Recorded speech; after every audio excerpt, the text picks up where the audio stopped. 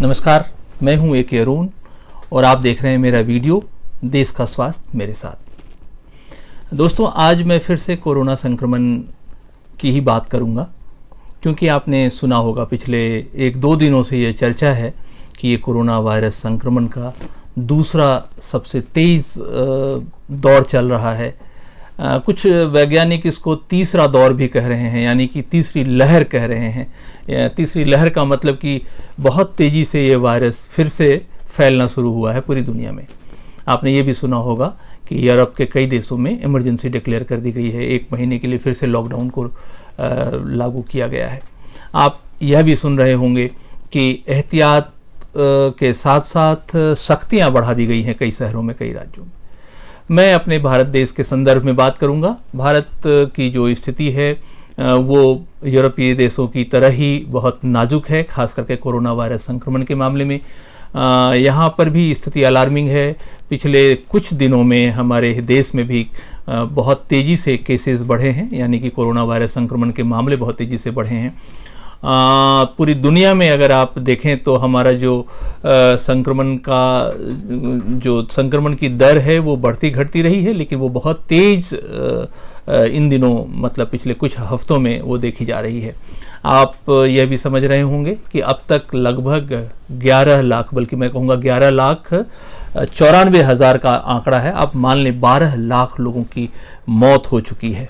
तो आप समझ सकते हैं कि धीरे धीरे ये जो संक्रमण है, जिसकी मोर्टेलिटी रेट बहुत कम है, बावजूद इसके हमारे दुनिया में, पूरे दुनिया में लगभग 12 लाख लोगों को मौत के मुंह में जाना पड़ा है।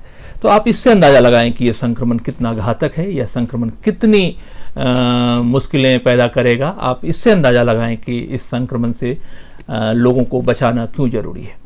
दोस्तों, ये चिंता की बात इसलिए भी है कि विश्व स्वास्थ्य संगठन के महानिदेशक डॉक्टर घेब्रियेसस ने यूरोप के बारे में एक चेतावनी अभी जारी की है। कल ही उन्होंने ये चेतावनी जारी की है। उस चेतावनी में उन्होंने कहा है कि पूरा यूरोप एक नाजुक मोड़ पर खड़ा है, क्योंकि वहाँ पर कोरोना वायरस संक्रमण से होने वाले मौतों के आंकड़े बढ़ रहे हैं। उन्होंने ये भी कहा है कि अगले कुछ महीने बेहद कठिन होंगे। इसलिए उन्होंने पूरे यूरोप में जितने भी छोटे छोटे शहर हैं, देश हैं, उन सबको कहा है कि वो अपने स्तर पर, वहाँ के नागरिक अपने स्तर पर एहतियात बरतें, नहीं तो जो मौत का आंकड़ा है वो इतना बढ़ जाएगा कि हम उसकी कल्पना भी नहीं कर सकते। दोस्तों, ये भी आपने सुना होगा कि पिछले 1 हफ्ते में दिल्ली में, खास करके पिछले 2 दिन में दिल्ली में जो कोरोना वायरस संक्रमण के आंकड़े हैं उनमें बहुत तेज़ वृद्धि देखी गई है। यानी कि बहुत पिछले कई महीनों की तुलना में हमारे दिल्ली में ही काफ़ी सारे मरीज़ फिर से रिकॉर्ड किए जा रहे हैं। यही स्थिति लगभग देश के दूसरे हिस्सों में भी है। कई राज्यों में लोग इतने लापरवाह हैं। अभी आप देखिए कि बिहार में चुनाव हो रहा है, मध्य प्रदेश के कुछ भाग में, चंबल भाग में, संभाग में चुनाव हो रहा है। वहाँ पर बड़ी बड़ी रैलियाँ हो रही हैं, नेताओं के सभाओं में लाखों की तादाद में लोग आ रहे हैं, और उसमें कोई सोशल डिस्टेंसिंग, माफ़ कीजिएगा मैं तो उसको फिजिकल डिस्टेंसिंग बोलता हूँ, उसका कोई पालन नहीं हो रहा। बहुत कम लोगों के मुंह ढके होते हैं। हाथ धोने की तो बात ही आप ना करें। तो कुल मिलाकर जो सिनेरियो है, खास करके बिहार, उत्तर प्रदेश, मध्य प्रदेश और हिंदी पट्टी के दूसरे राज्यों में, वहाँ भी लगभग ऐसा है जैसे कि यहाँ कोई रोग ही नहीं है, यहाँ कोई डर ही नहीं है। इन सब बातों का जिक्र मैं इसलिए आपसे कर रहा हूँ कि निश्चित रूप से कोरोना वायरस संक्रमण की यह दूसरी सबसे तेज़ लहर है।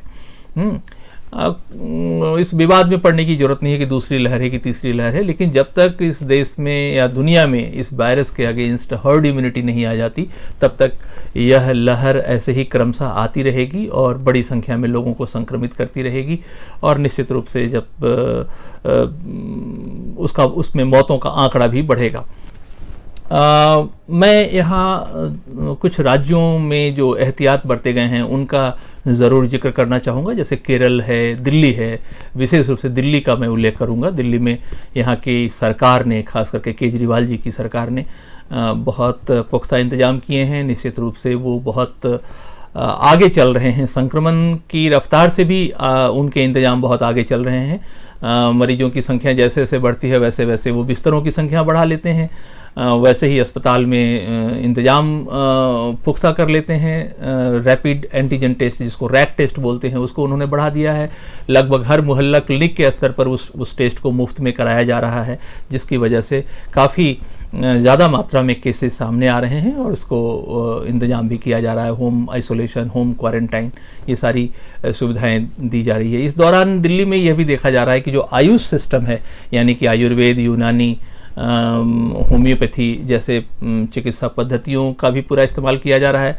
दिल्ली सरकार की मैं इसलिए भी तारीफ़ करूंगा कि दिल्ली सरकार ने हम लोगों के निवेदन पर खास करके, मैं उस पूरी प्रक्रिया में बहुत सक्रिय रहा पिछले 5-6 महीनों में, और सरकार ने हमारे आग्रह पर, हम लोगों के आग्रह पर एक एक्सपर्ट कमेटी भी बहाल की थी। 5 लोगों की समिति के रिकमेंडेशन के आधार पर सरकार ने होम्योपैथी की दवा का कोरोना वायरस संक्रमण से बचाव के लिए क्लिनिकल ट्रायल का भी ऑर्डर किया है और वो ट्रायल भी चल रहा है। मैं भी उस प्रक्रिया से जुड़ा हुआ हूँ।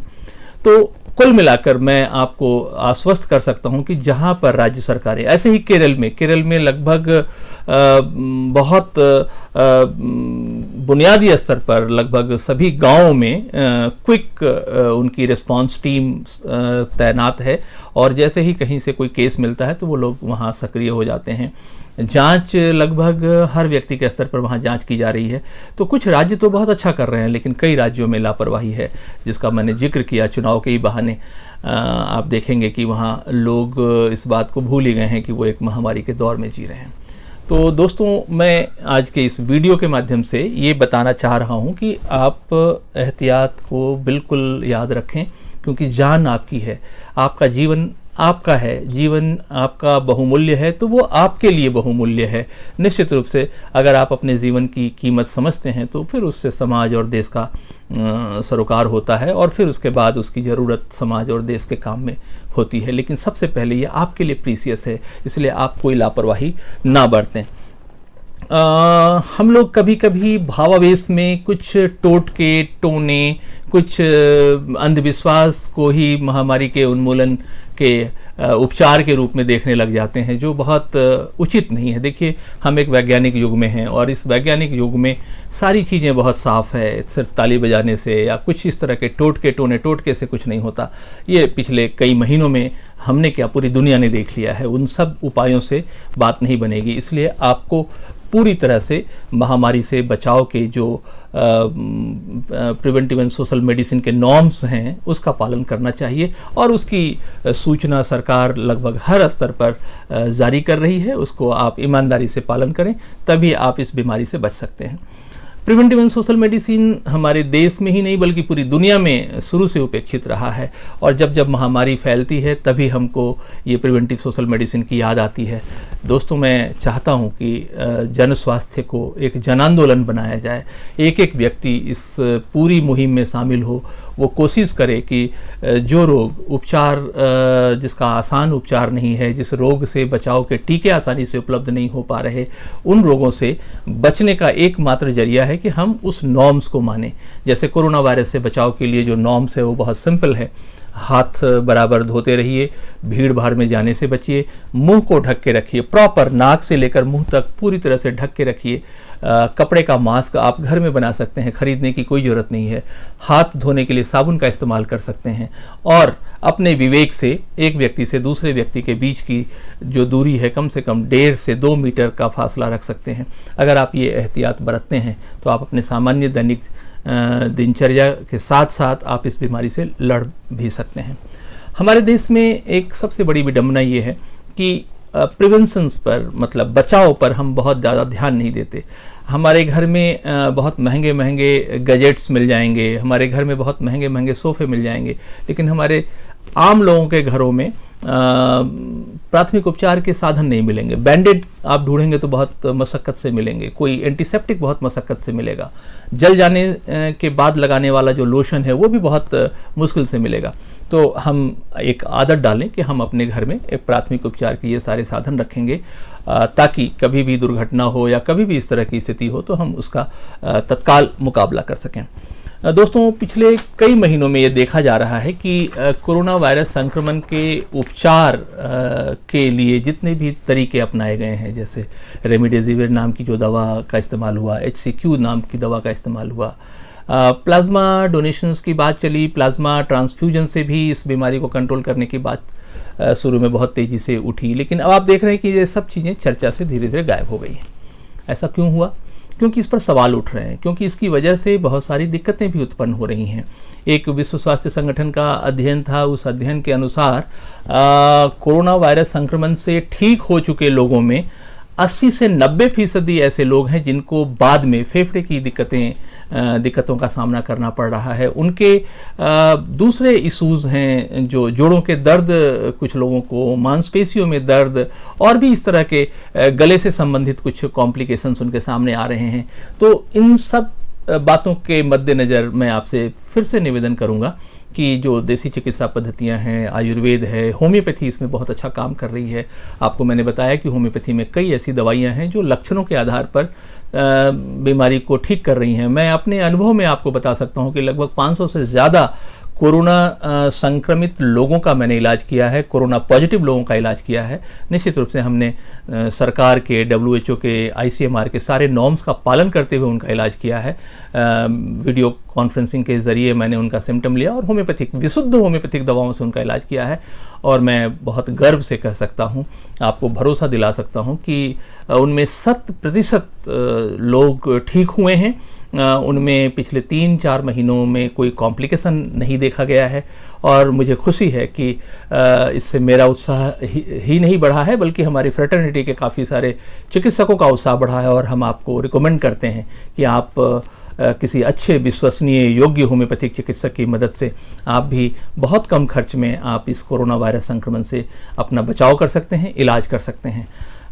बताने की ज़रूरत नहीं कि कोरोना वायरस संक्रमण के बाद अगर एक सामान्य व्यक्ति किसी निजी अस्पताल में जाता है तो 5 लाख से लेकर 15 लाख, 20 लाख तक उसको खर्च करने पड़ जाते हैं।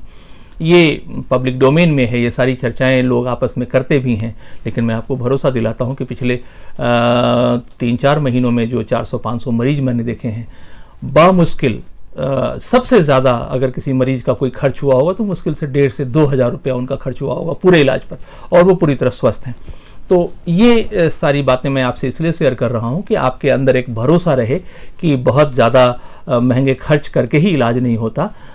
बस एहतियात बरतें, घर में हिम्मत से होम आइसोलेशन में रहें, होम क्वारंटाइन में रहें और अपनी चिकित्सा के लिए किसी योग्य होम्योपैथिक चिकित्सक का सहारा लें। दोस्तों, ये देखा जा रहा है कि जिन राज्यों में राजनीतिक रूप से नेताओं के अपने लाभ हैं, जैसे चुनाव चल रहा है, तो जाहिर है कि सभी राजनीतिक दलों को ज़्यादा से ज़्यादा लोगों को अपनी रैली में बुलाने का एक निश्चित रूप से उनका एक अभियान भी होगा, उनका एक कार्यक्रम भी होगा, वो उनकी मजबूरियां होंगी। लेकिन उसमें वो बहुत बड़ा रिस्क ले रहे हैं, लोग बहुत बड़ा रिस्क ले रहे हैं अगर वो नॉर्म्स का पालन नहीं कर रहे और उन इलाकों में जाकर अगर भीड़ में शामिल हो रहे हैं बिना किसी एहतियात के, तो दोस्तों याद रखिए वो बहुत बड़ी गलती कर रहे हैं, क्योंकि इस वायरस के संक्रमण के इंटेंसिटी का कुछ भी अंदाज़ा नहीं लगाया जा सकता। निश्चित रूप से हिंदुस्तान में काफ़ी बड़ी आबादी दूसरे, जिसको कि कोमॉर्बिडिटी बोलते हैं, दूसरे रोगों के शंगुल में है। जैसे काफ़ी सारे लोगों को हाइपरटेंशन है, काफ़ी सारे लोगों को डायबिटीज़ है, काफ़ी सारे लोगों को फेफड़े के इश्यूज़ हैं, काफ़ी सारे लोगों के पेट से संबंधित रोग हैं, काफ़ी सारे लोगों को सांस से संबंधित दूसरे रोग हैं, साइनसाइटिस की शिकायतें हैं। ये सभी लोग कोरोना वायरस संक्रमण के मामले में बहुत सेंसिटिव हैं। और अगर इसी को हम कोमॉर्बिडिटी बोलते हैं, मान लीजिए कि किसी व्यक्ति को पहले से ये संक्रमण चला आ रहा है, जैसे उसको जुकाम खांसी की शिकायत है, या एलर्जी की शिकायत है, या ब्रोंकाइटिस की शिकायत है, या फेफड़े से संबंधित रोग है, या उसको कभी शुरू में टीबी हुआ हो, या वो दमा का मरीज है, तो ऐसे में कोरोना वायरस संक्रमण उसके इस बीमारी की जटिलता को और बढ़ा सकता है। तो दोस्तों, ये एहतियात मैं आपको इसलिए बता रहा हूं कि अगर आप इस बीमारी के चंगुल में फंस गए तो आपको एक बहुत बड़ी रकम खर्च करनी पड़ सकती है। और ध्यान ये रखिए कि इतनी बड़ी रकम खर्च करने के बाद भी इस बात की कोई गारंटी नहीं है कि आप उस व्यक्ति की जान बचा लेंगे। ऐसा मैं इसलिए कह रहा हूं कि मैंने आपको पहले ही बता दिया कि पूरी दुनिया में लगभग 12 लाख लोग इस बीमारी के वजह से मारे जा चुके हैं। उनमें कोमॉर्बिडिटी के मामले बहुत ज़्यादा हैं। उनमें सबसे ज़्यादा जो संख्या है वो 35-40 वर्ष से लेकर 60-70 वर्ष के लोगों की है। तो आप अंदाज़ा लगा सकते हैं कि जो युवा आबादी है, जो वर्किंग क्लास के लोग हैं, जो मेहनत कर रहे हैं, काम कर रहे हैं, जिन पर पूरे परिवार का भरण पोषण निर्भर है, उन सब लोगों की ज़िंदगी दांव पर लगी है। इसलिए आपको एहतियात बरतने की ज़रूरत है। मैं कई राज्य सरकारों की जो खास करके उनका ध्यान में इस ओर आकृष्ट करना चाहूँगा कि जनता का स्वास्थ्य, आम लोगों की सेहत, आम लोगों को बीमारी से बचाने की जिम्मेवारी समुदाय की है, सरकार की है। इसलिए सरकार जब तक अभी बात चल रही है वैक्सीन्स को आने में बहुत वक्त लगेगा। आपको पता है, पिछले वीडियोस में भी मैं बता चुका हूं कि WHO और दूसरी जो नियामक संस्थाएं हैं वो कह चुकी हैं कि ये वायरस बहुत ही नए किस्म का वायरस है और ये अपने स्ट्रेन में बदलाव ला रहा है, लगातार बदलाव ला रहा है, जिसकी वजह से मुकम्मल वैक्सीन बनने में अड़चनें आ रही हैं। इसलिए आपसे मैं निवेदन करूंगा कि आप वैकल्पिक चिकित्सा पद्धति के प्रामाणिक चिकित्सकों से, वैकल्पिक चिकित्सा पद्धति के जानकार योग्य चिकित्सकों से मिलकर उसका सहारा लें जब तक कि आपकी स्थिति सामान्य होती है। इस बात को विश्व स्वास्थ्य संगठन भी बता रहा है। हमारे यहाँ के स्वास्थ्य मंत्रालय से जुड़े सभी विशेषज्ञ भी बता रहे हैं कि बहुत सारे मामले तो एसिम्प्टोमेटिक होते हैं, यानी कि उसमें कॉम्प्लिकेशन बहुत ज़्यादा नहीं होता। वो बहुत सामान्य रूप से अगर आप घर में एहतियात बरतते हैं तो आप अपने इस कोरोना वायरस संक्रमण से अपने आप को बाहर निकाल सकते हैं, यानी कि आप ठीक हो सकते हैं। मैं अपने एक चिकित्सक मित्र का जिक्र करूंगा। उनका व्हाट्सएप मेरे पास आया। हमने उनको आइसोलेशन और नींबू पानी लेने की सलाह दे दी। उनको हमने कहा कि अगर समय हो और अगर आपको सुविधा हो तो आप ऑल्टरनेट डे जिंक की गोली भी ले सकते हैं। इस तरह से उन्होंने 6 से 7 दिन तक अपने आप को आइसोलेटेड रखा और आज ही उनका मैसेज आया कि कमाल हो गया डॉक्टर साहब, बिना दवा के मैं ठीक हो गई। तो ये स्थिति कोई बहुत चौंकाने वाली स्थिति नहीं है, ये बहुत सामान्य स्थिति है। यह वायरस प्रभावित तो करता है, यह वायरस संक्रमित तो करता है, लेकिन अगर आपने एहतियात बरता तो इस वायरस के साथ रह के भी आप अपना जीवन ठीक से जी सकते हैं और आपके अंदर कोई भी कॉम्प्लिकेशंस नहीं हो सकता। दोस्तों, 2-3 बातें इस वायरस को लेकर और चल रही हैं। एक तो लॉन्ग कोविड की बात चल रही है कि आजकल यह वायरस बहुत लंबे समय तक शरीर में रह रहा है। मेरे पास कई ऐसे मामले हैं जिसमें 25 से 30 दिनों तक उस वायरस का संक्रमण रहा, यानी कि व्यक्ति ने इस बीच में अपनी जांच कराई तो वो लगातार पॉजिटिव पाया गया। तो ऐसे मामले में भी घबराने की जरूरत नहीं है, कोई डरने की जरूरत नहीं है, कोई दहशत में जाने की जरूरत नहीं है। लॉन्ग कोविड के मामले में भी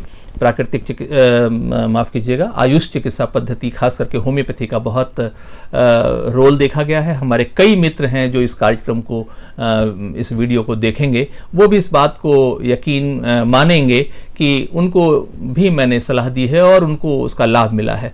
तो मैं चाहता हूं कि आप इस तरह की जानकारियों को फैलाएं, लोगों में पहुंचाएं, लोगों को इस बात का एहसास कराएं कि उनको डरने की जरूरत नहीं है। यह बीमारी चुनौतीपूर्ण जरूर है, यह बीमारी नए वायरस से उत्पन्न बीमारी जरूर है, इसमें बहुत सारी जटिलताएं भी हैं, लेकिन डरने की जरूरत नहीं है, दहशत में आने की जरूरत नहीं है। दोस्तों, 2-3 बातें और छोटी छोटी मैं आपसे शेयर करके अपनी बात समाप्त करूंगा। एक बात और चल रही है, वैज्ञानिक, हालांकि हम लोग इस बात को 2-3 महीने पहले भी कह रहे थे कि इस बीमारी का जो मुकम्मल इलाज है वो है हर्ड इम्यूनिटी। हर्ड इम्यूनिटी का मतलब होता है कि एक बड़ी संख्या में, एक आबादी के बड़े पैमाने पर लोग इस बीमारी से गुजर चुके हों, यानी कि वो बीमारी उनको छूकर निकल गई हो और उसके अंदर एंटीबॉडीज बन गया हो।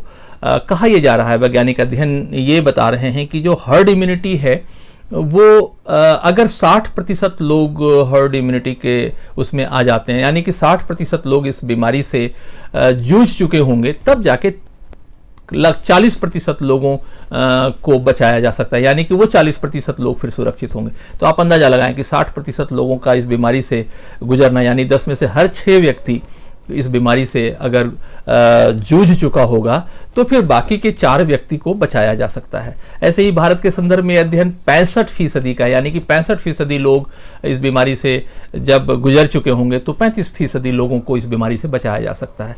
तो आप इससे अंदाज़ा लगा सकते हैं कि एक तरफ वैक्सीन की बात चल रही है, वैक्सीन अब आएगा, अगले महीने आएगा, ऐसे बहुत सारी बातें चर्चा में हैं, लेकिन यथार्थ ये है कि हर्ड इम्यूनिटी तक ये बीमारी, ये वायरस, ये महामारी आपको परेशान करती रहेगी। तो दोस्तों, इशारे से आप समझ सकते हैं कि हम अनावश्यक बाजार के इस प्रलोभन में ना फंसें कि जब वैक्सीन आ जाएगी तो सब ठीक हो जाएगा। ऐसा नहीं है। एहतियात तो आपको बरतना ही पड़ेगा। एहतियात के बिना आप किसी भी महामारी, किसी भी बीमारी से बच नहीं सकते। इसलिए वैक्सीन से ज़्यादा एहतियात पर भरोसा करें।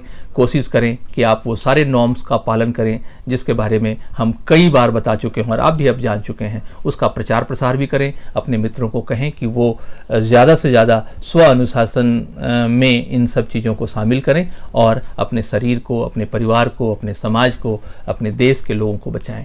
दोस्तों, ये बहुत बड़ी चुनौती है। आने वाले समय में इससे भी बड़ी बड़ी चुनौतियां आएंगी, लेकिन हमारा अनुशासन, हमारी समझ और बीमारी के प्रति हमारे बचाव के तौर तरीके हमको इस बीमारी से ही नहीं, आने वाले और भी चुनौतियों से बचा सकते हैं। इस वीडियो में मैं इतना ही आपसे शेयर करना चाहता हूँ। समय की सीमा है। अगले वीडियो में हम और भी कुछ नए जानकारी के साथ आपसे मुखातिब होंगे। आपको बहुत नए नए जो शोध हैं उसके बारे में बताएंगे। मेरी कोशिश होगी कि आपको आगाह करते रहें ताकि आप बीमारी से बहुत सफलतापूर्वक जूझ सकें। अपना ख्याल रखिए, एहतियात बरतिए और कोरोना को मात दीजिए। यही हमारा संकल्प है, यही हमारा मूल मंत्र है। इस वीडियो में इतना ही। आपका बहुत बहुत धन्यवाद।